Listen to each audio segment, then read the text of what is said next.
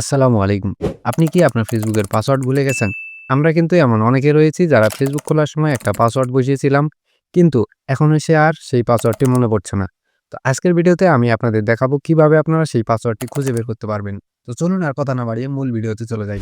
ফেসবুকের পাসওয়ার্ড খুঁজে বের করার জন্য প্রথমেই আমরা চলে যাব আমাদের ফোনের জিমেইলে। জিমেইলে আসার পরে উপরে ডান দিকের কোণে যে প্রোফাইল আইকন দেখতে পাচ্ছেন, প্রোফাইল আইকনে ক্লিক করব।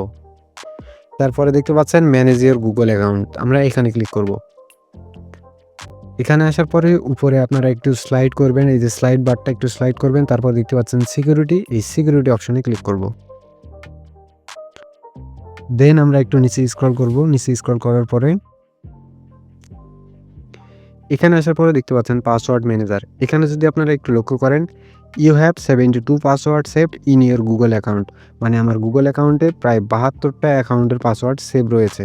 তো এখানে আপনারা আপনাদের জিমেইল দিয়ে যতগুলো অ্যাকাউন্ট তৈরি করবেন সবগুলোর পাসওয়ার্ড কিন্তু সেভ করা থাকবে। তো আমরা কি করব, এখানে ক্লিক করব। ক্লিক করার পরে এখানে আপনারা দেখতে পাচ্ছেন আমার অনেকগুলো অ্যাকাউন্ট তৈরি করা রয়েছে এই জিমেইল দিয়ে, সবগুলোর পাসওয়ার্ড কিন্তু আমি এখানে দেখতে পারবো। তো আমরা এখান থেকে ফেসবুকটা খুঁজে নিব। এই যে দেখতে পাচ্ছেন ফেসবুক, আমরা ফেসবুকের উপরে ক্লিক করব। তারপরে পাসওয়ার্ডটা আপনারা দিয়ে নেবেন। আপনাদের ফোনে যে স্ক্রিন লক করা আছে সেই পাসওয়ার্ডটা আপনারা দিয়ে নেবেন। এখানে আসার পরে দেখতে পাচ্ছেন আমার পাসওয়ার্ডটা হাইড রয়েছে। এই যে চোখের মতো যে চিহ্নটা দেখতে পাচ্ছেন, এই চিহ্নতে ক্লিক করবেন।